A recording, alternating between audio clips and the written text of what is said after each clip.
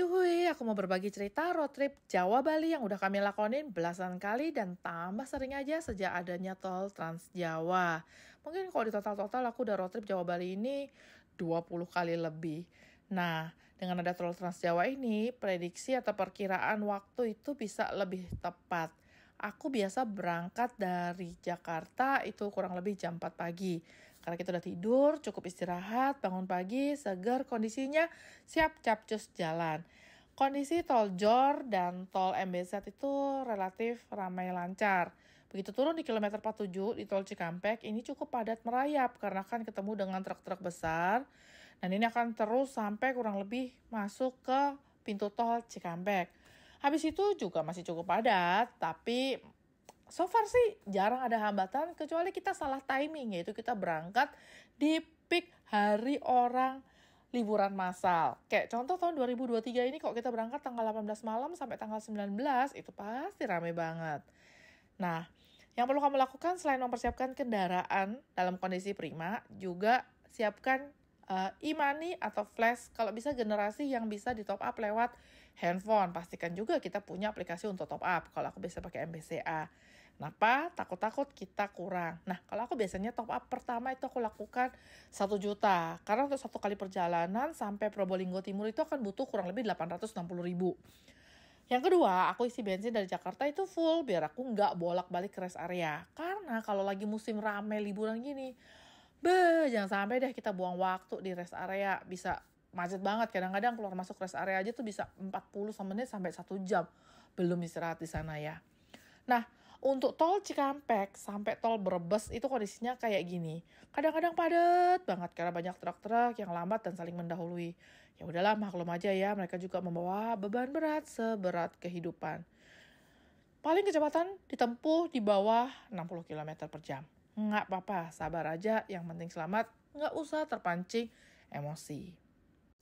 Kalau lagi lancar, ya lancar seperti ini. Cuman tetap perhatikan batas kecepatan, karena kadang-kadang saking lancarnya, nggak rasa tiba-tiba udah melampaui batas kecepatan. Nah, perhatikan juga kalau misalnya kamu perginya berdua, bertiga gitu ya. Perhatikan kondisi pengemudi. Kalau dia udah terlihat kayaknya ngantuk, lelah, atau bosan, coba ajak ngobrol atau kalau memang bisa digantikan. Karena microslip itu sumpah guys, bahaya banget. Tahun lalu orang tua aku dan adik aku kecelakaan di tol hanya karena microslip ya. Jadi bener-bener kayak ngerasa nggak tidur sih, tiba-tiba udah kecelakaan aja. Nah, aku dan suami itu bisa gantian nyetir, tapi suami aku tuh udah tahu kalau memang dia mau minta ganti, dia pasti akan ngomong gitu, nggak sungkan-sungkan dia. Anak aku biasa bisa tidur lagi, aku siapin tempat yang nyaman aja buat dia. Nah, kalau perbaikan jalan sendiri itu sering terjadi, tapi biasanya tuh ada rambu kayak gini. Selama kita tertib di jalan, itu so far sih aman lah ya untuk tol Trans Jawa. Nggak amannya itu satu orang biasa kebut-kebutan, 2 terpancing emosi, akhirnya ngebut lewat bahu jalan tadi, motong, ngerem mendadak, pepet-pepetan. Yang ketiga tadi microslip karena ngantuk ataupun bosan. Nikmatin aja pemandangannya tuh cakep banget. Jadi dari tol Cikampek sampai ke arah Brebes itu pemandangannya bagus. Biasanya karena berangkatnya subuh, di sini nih matahari lagi mulai naik dan cukup lancar.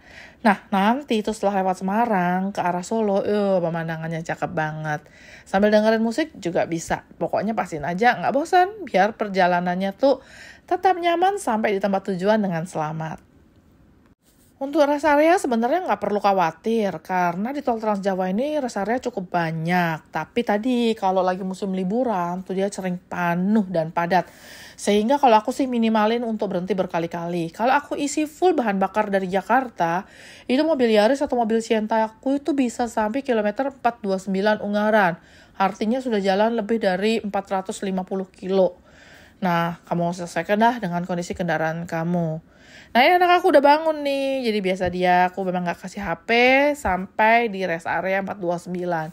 Biar dia istirahat dan dia bersenang-senang bersama papa mamanya. Kalau keluarga kami tuh suka banget tadi di rest area 429. Karena rest areanya tuh gede, lengkap. Jadi ada masjid, ada toilet yang banyak dan bersih. Kemudian ada Starbucks, ada KFC juga di sana sama Solaria kalau nggak salah. Nah, bahkan kemarin nih karena mau lebaran tuh ada tempat penukaran uang. Lumayan kan? Sambil jalan-jalan bisa sambil tukar uang. Ini agak tersendat karena ada bekas kecelakaan maut di Boyolali kemarin yang menewaskan 6 orang. Nah, lanjut dari arah Solo menuju Surabaya itu tolnya tambah kosong.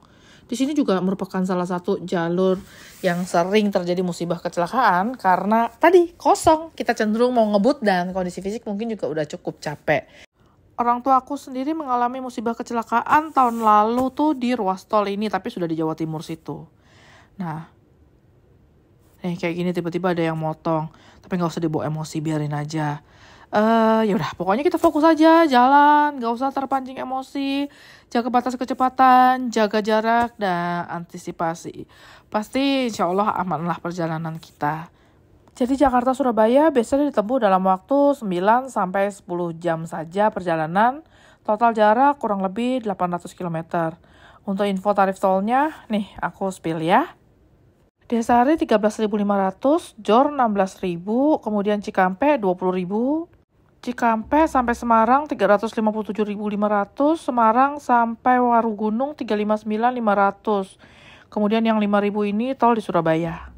Gitu dulu cerita dari aku. Kalau mau tanya-tanya seputar road trip juga boleh komen ya. Thank you.